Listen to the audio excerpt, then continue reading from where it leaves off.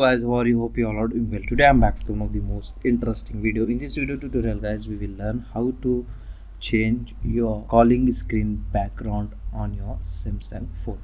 So for this guys, you don't need to do any extra hard work, just follow this easy and simple method. So for this guys, you need to open the Samsung Dialer app on your phone like this. Tap on three dots.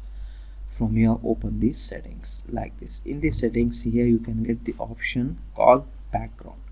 Just tap on it and select your SIM card like this, and if you want to change the background, just tap on background, tap on plus button. From here you can easily able to select from gallery. Just tap on gallery and select your calling background image from here.